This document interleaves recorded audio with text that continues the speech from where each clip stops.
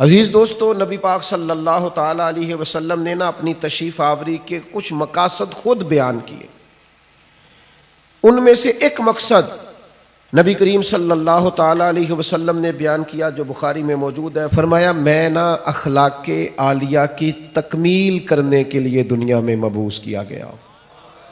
تمہارے اخلاق کو سنوارنے کے لیے، طرز زندگی، طرز معاشرت، طرز معیشت، ان سب چیزوں میں اخلاقی غلبے کے لیے میں مبعوث کیا گیا۔ اور خود نبی پاک علیہ السلام کے اخلاق کے بارے میں اللہ نے فرمایا وَإِنَّكَ لَعَلَىٰ خُلُقٍ عَظِيمٍ، اے محبوب آپ تو عظیم اخلاق پر ہیں، آپ کا خلق تو عظیم ہے۔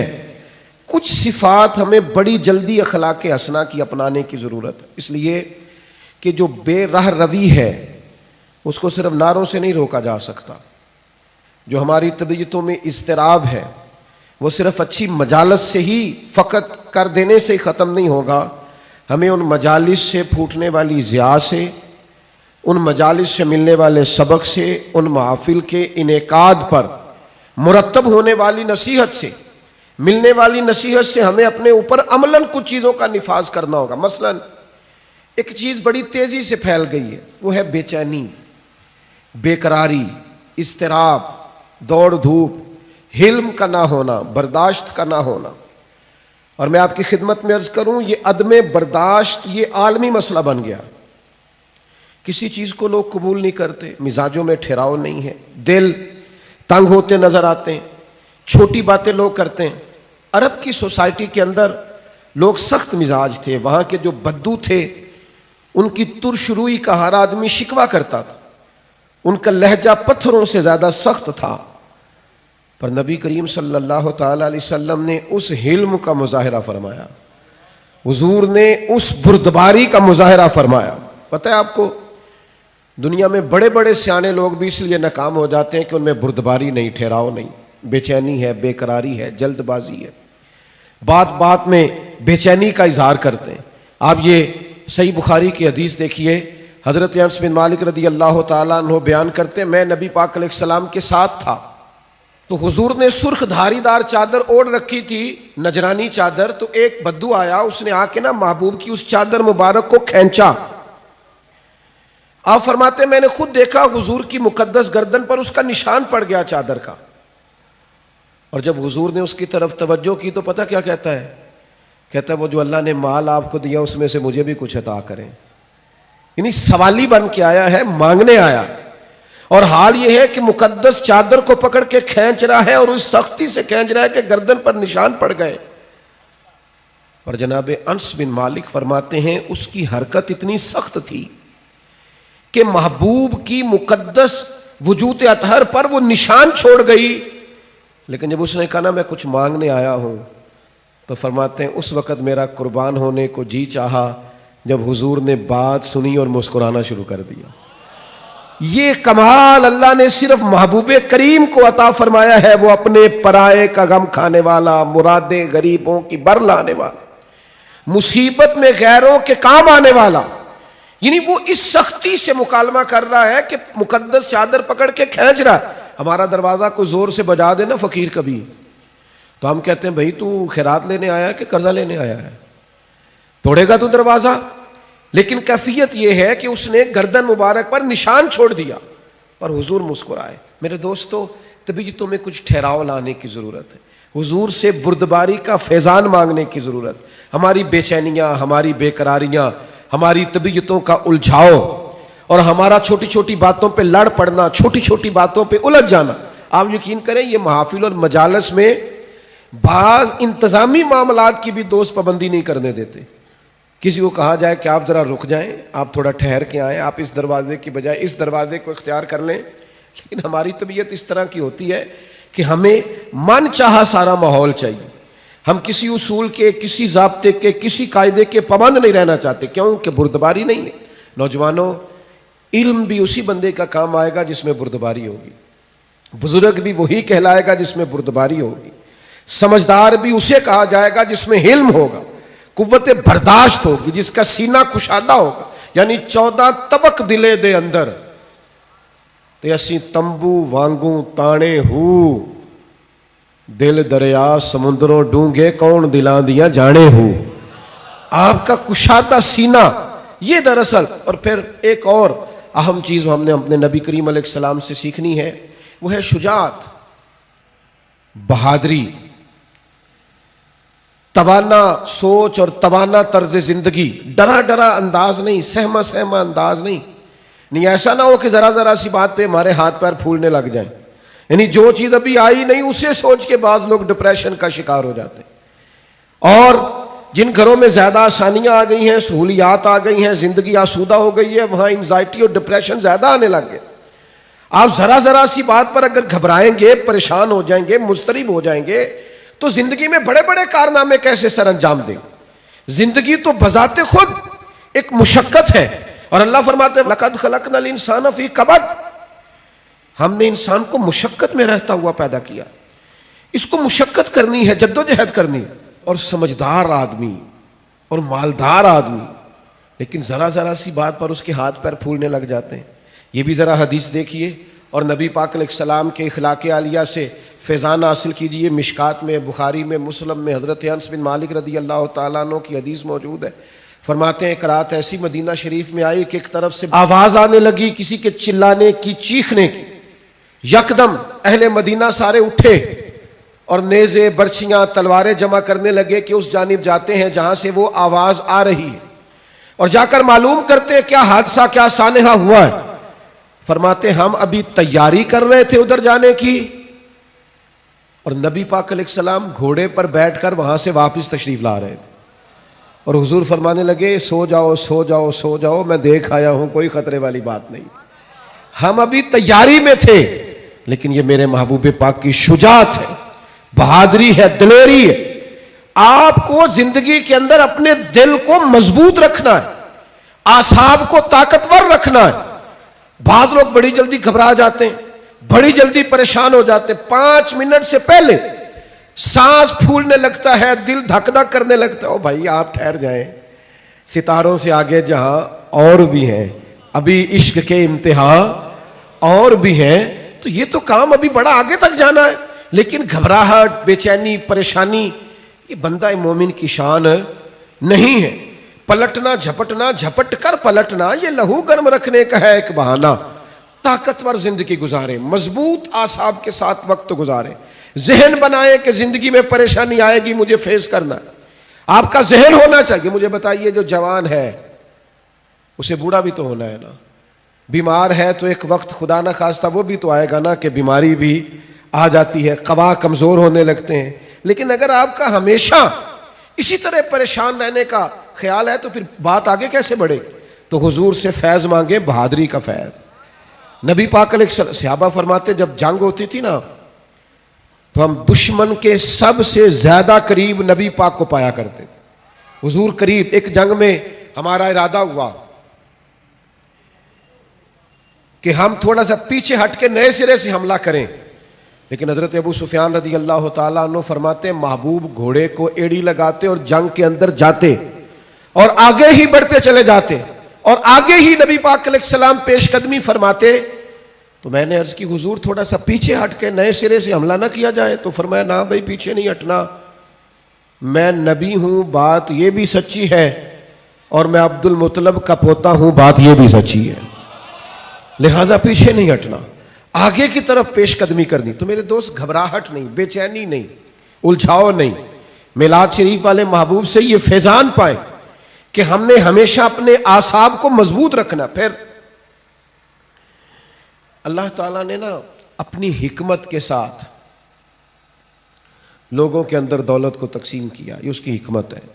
سورۃ الشورى کے اندر اللہ تعالیٰ نے فرمایا کہ اگر سب لوگوں کو مال میں وسعت دے دی جاتی تو زمین میں فساد ہو جاتا، بغاوت ہو جاتی.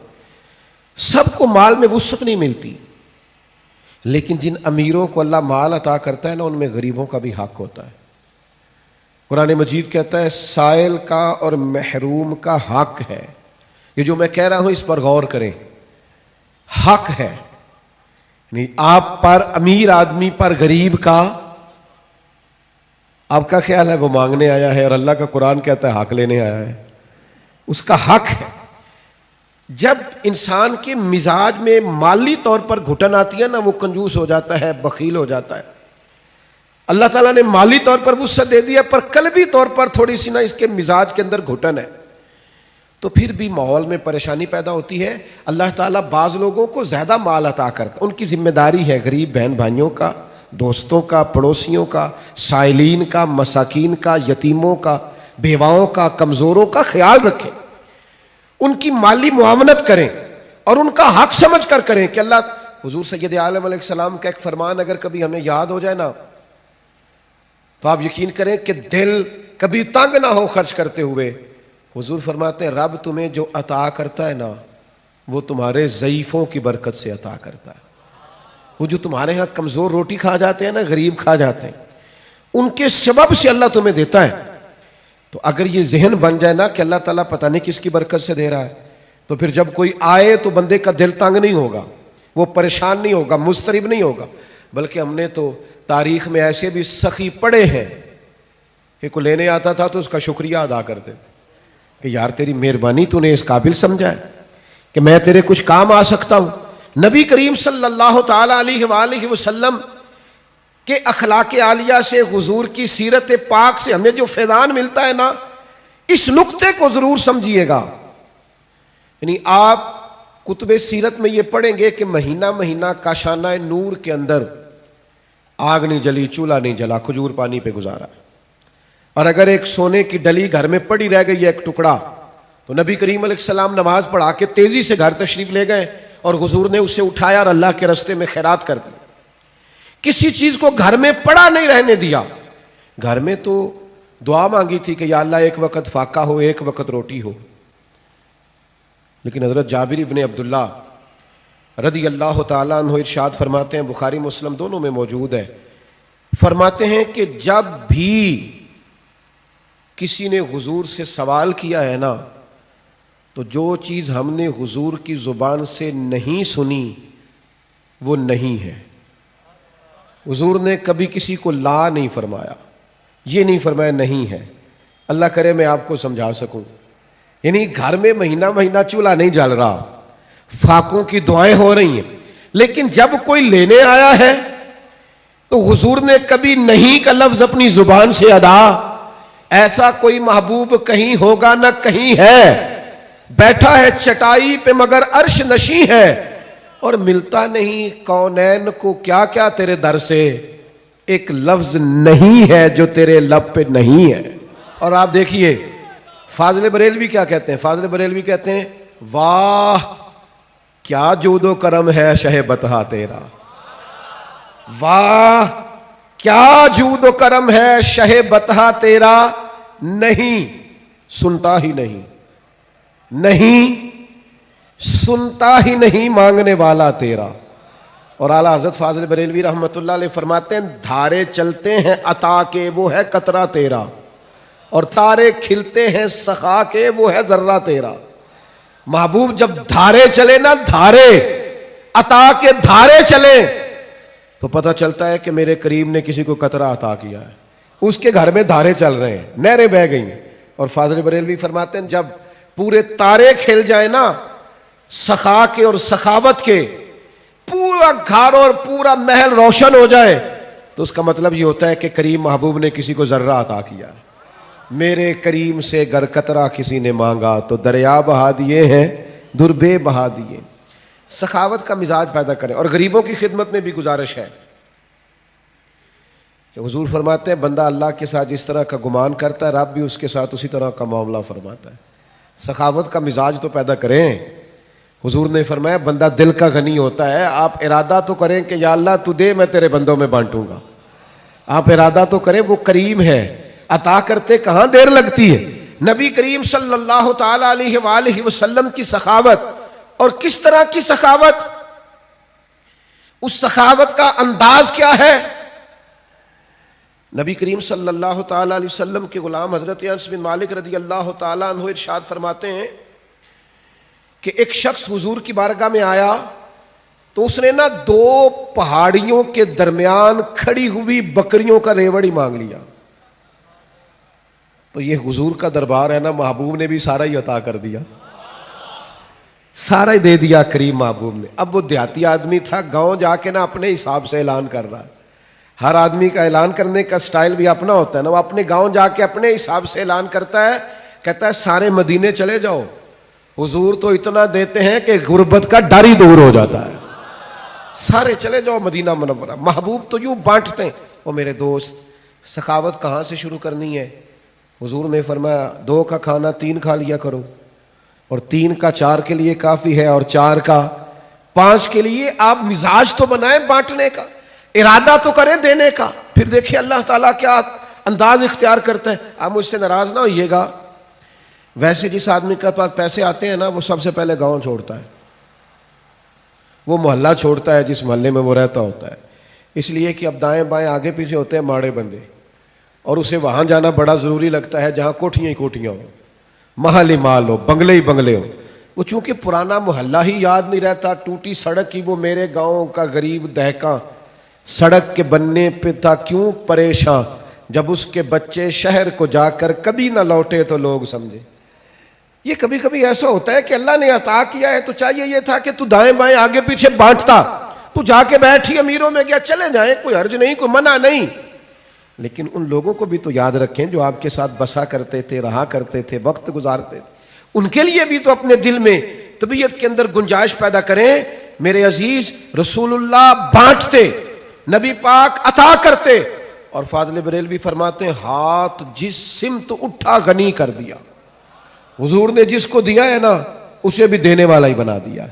تو نبی کریم صلی اللہ تعالی علیہ وآلہ وسلم کی یہ ادا. پھر ایک اور بات, کبھی کبھی نا لوگ ہم سے کچھ ایسی چیزوں کا مطالبہ بھی کرتے ہیں جو بظاہر ہمارے لیے مشکل ہوتی ہیں. میں آپ کو صحیح بتاتا ہوں, ان کاموں کو بعض اوقات طبیعت نہیں چاہ رہی ہوتی, اور بظاہر ایسا محسوس ہو رہا ہوتا ہے کہ یار یہ کام جو ہے نا یہ ٹھیک نہیں.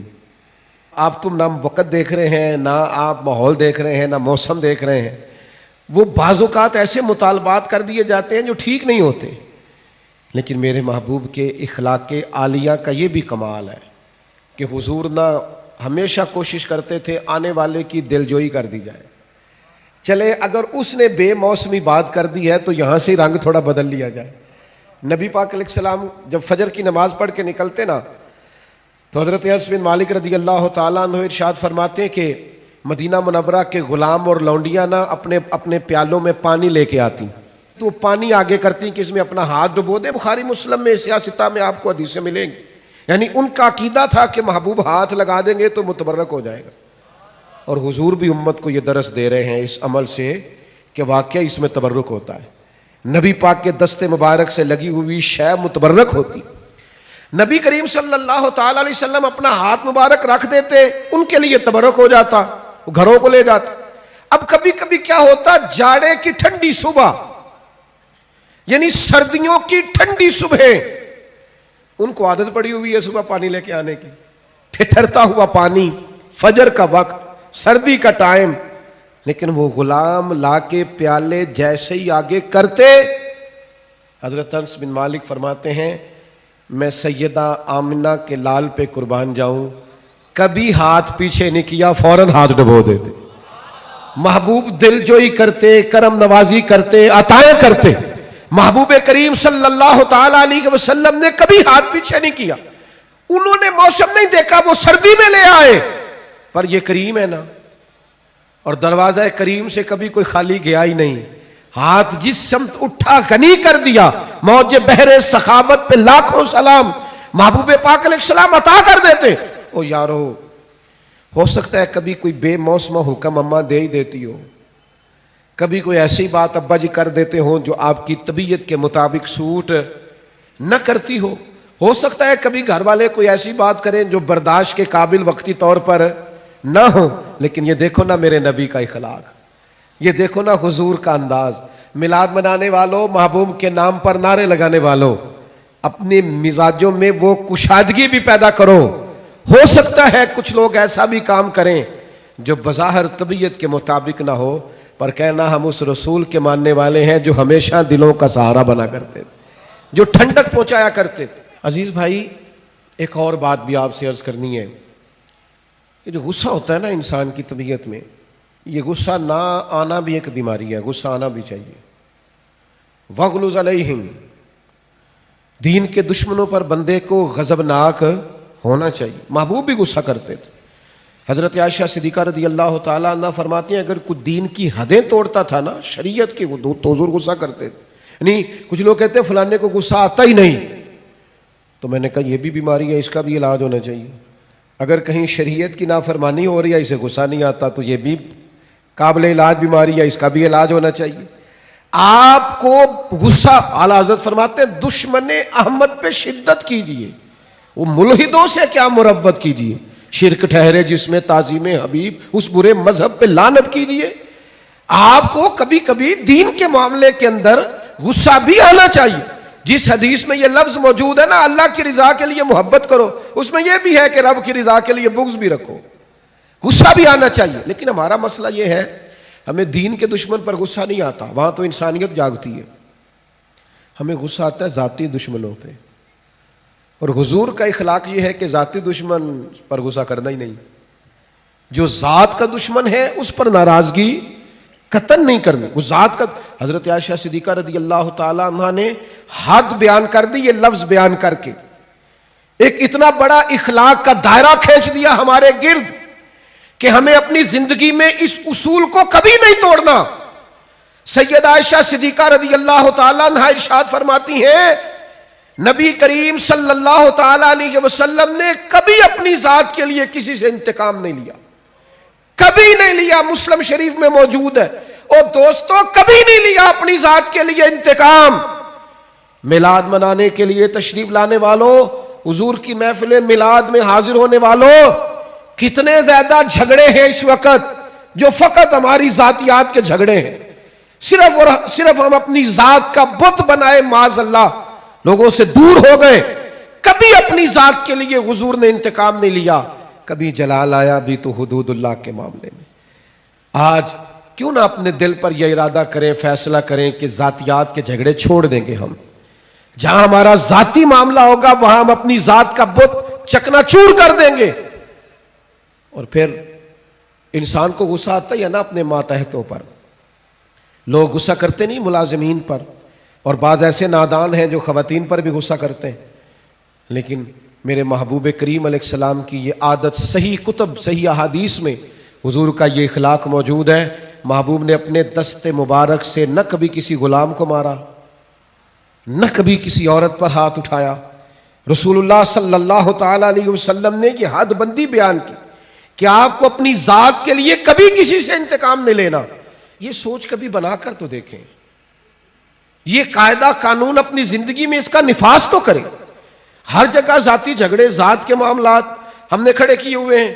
یہ کتنا مشہور واقعہ ہے طائف کا، لوگوں نے پتھر مارے، اور جب باقاعدہ فرشتے نے آ کے کہا یا رسول اللہ حکم کریں تو میں ان کو پیس کے نہ رکھ دوں، تو حضور نے کیا فرمایا؟ فرمایا یہ نہیں مانتے تو امید ہے ان کی نسلیں کلمہ پڑ جائیں گی، ان کی پشتوں میں سے اللہ ایسے لوگ پیدا کرے گا جو شرک سے بچیں گے، اللہ کی توحید کا اعلان کریں۔ لہٰذا ہمیں ان کے بارے میں کوئی سخت انداز اختیار کرنا نہیں ہے۔ میرے دوستو ایک اور بھی مسئلہ بن گیا ہمارے ہاں، میں بات سمیٹنے کی طرف آ رہا ہوں، پر آپ کا ذوق شوق دیکھ کے میری طبیعت بھی بڑھ رہی ہے کہ باتیں کچھ اور کروں آپ کے ساتھ۔ تھوڑا وہ کسی نے کہا تھا نا انکار کریں آج ساکی موسم بڑا سہانا، مستی داج می برسا دے پیاس دا نہیں ٹھکانا۔ تو کچھ میرا دل کر رہا ہے کہ کچھ درد دل کھول کے آپ کے سامنے رکھوں، جو چیزیں معاشرے میں محسوس کرتا ہوں ان احساسات میں سے کچھ باتیں آج آپ کے ساتھ کروں۔ ایک اور طبیعت ہماری بڑی ہو گئی ہے، لان تان کرنے کی، برا بھلا کہنے کی، سخت سست جملے کہنے کی۔ اب یقین کریں مذہبی سٹیج سے، آج کل مذہبی سٹیج سے لفظ بیان کیے جا رہے ہوتے ہیں معاذ اللہ، اور اس طرح کی گفتگو کی جا رہی ہوتی ہے بازاری زبان میں کہ جو اس سٹیج کو زیب نہیں دیتی۔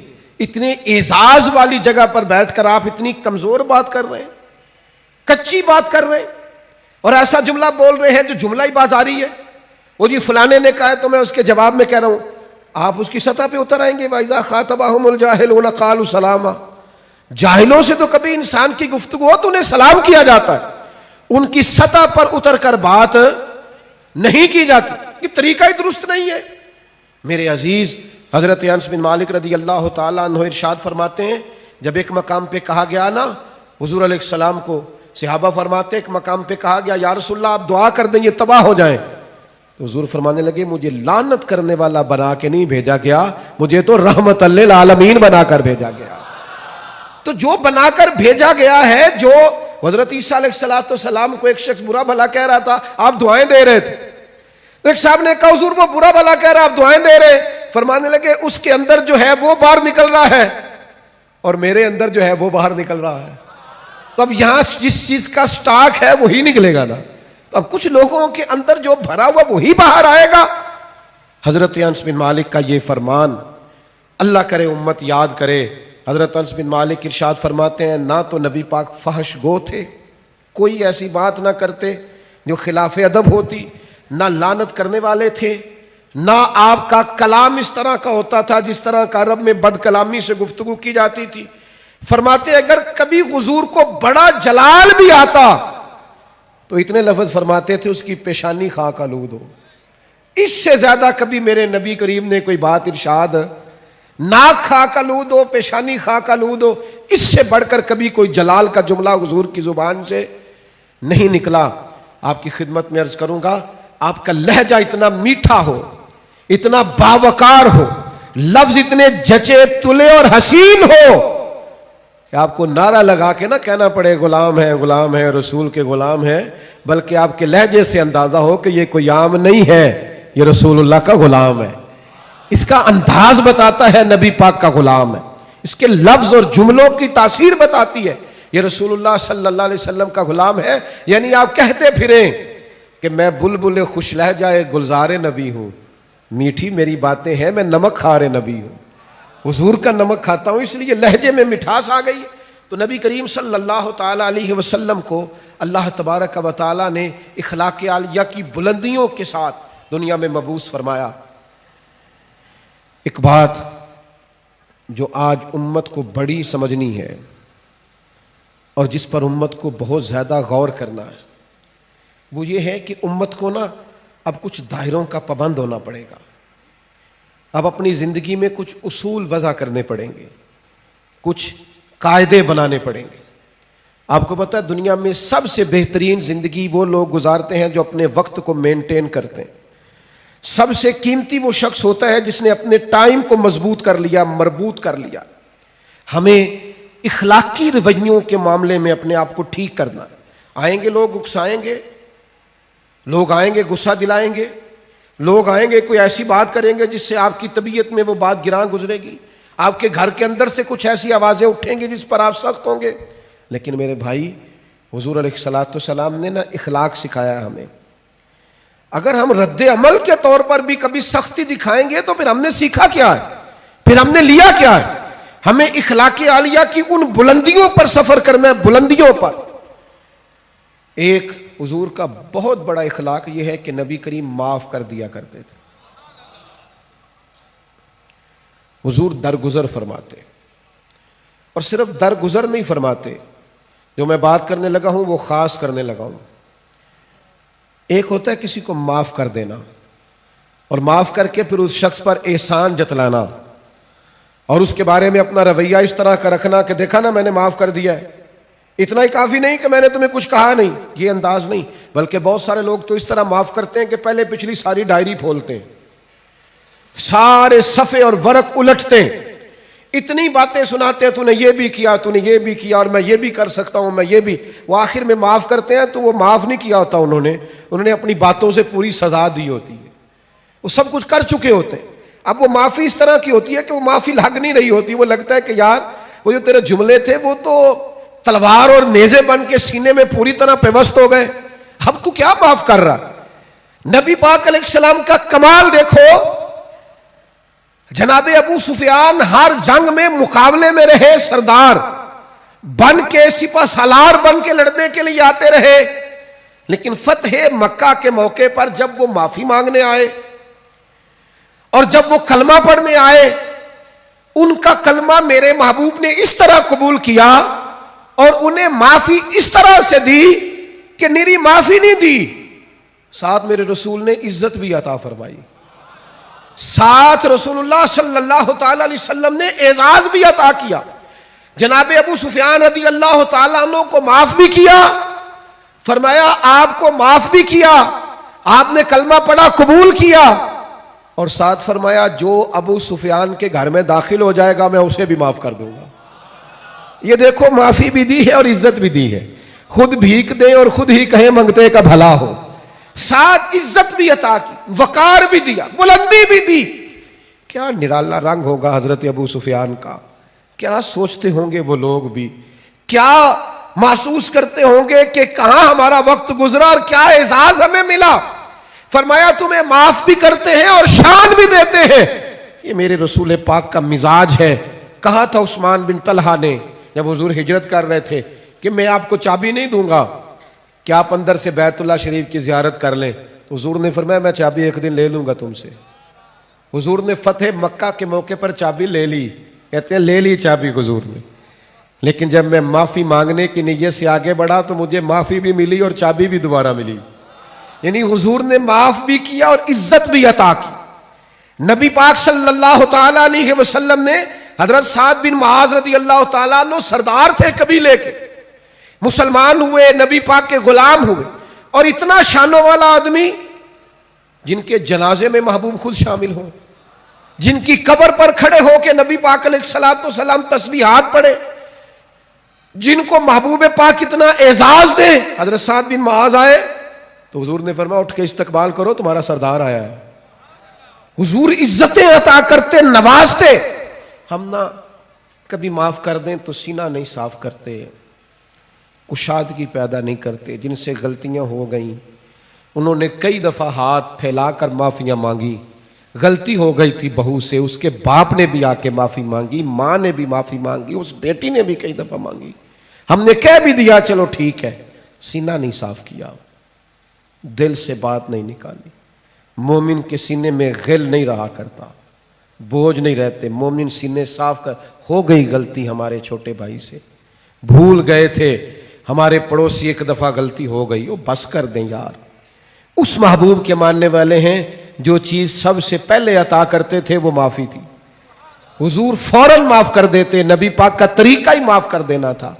اپنے رویوں میں مثبت تبدیلیاں لائیں، اور میں آپ سے عرض کروں اگر ہم اخلاقی طور پر سنورنے کا ارادہ کریں گے تو اللہ ہماری مدد بھی فرمائے گا۔